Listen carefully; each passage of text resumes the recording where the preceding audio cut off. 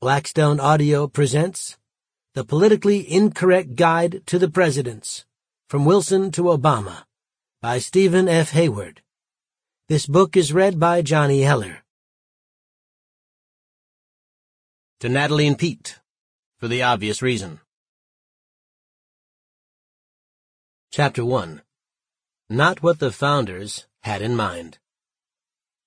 Before he enter on the execution of his office, he shall take the following oath or affirmation.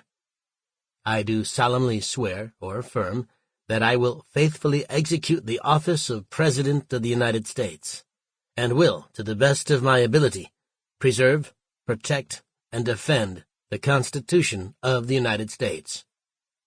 U.S. Constitution, Article 2, Section 1, Paragraph 8.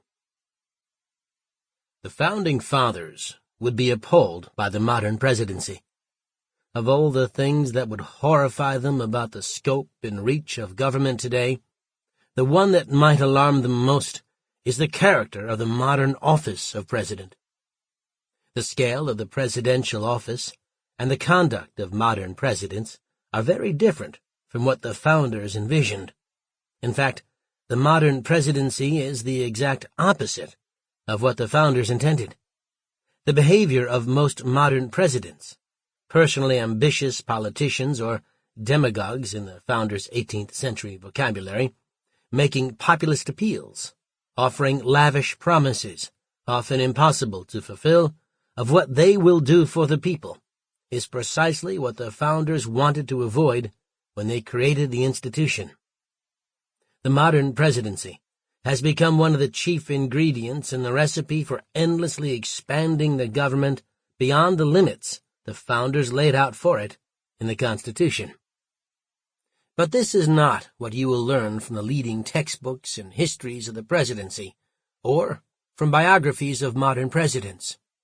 Most of the leading academic textbooks and the prominent media figures who cover presidents implicitly teach that the greatest modern presidents are those who have made the government bigger and more powerful, and expanded the reach of the presidency. Thus Woodrow Wilson and Franklin Roosevelt are typically ranked very high by pundits and historians alike, despite those presidents' obvious political and policy failures, while presidents with a limited government point of view like Warren Harding, Calvin Coolidge, and Ronald Reagan are ranked poorly and treated with dismissive scorn by historians and journalists. Today, the president stands at the apex of the American political system. Sample complete. Ready to continue?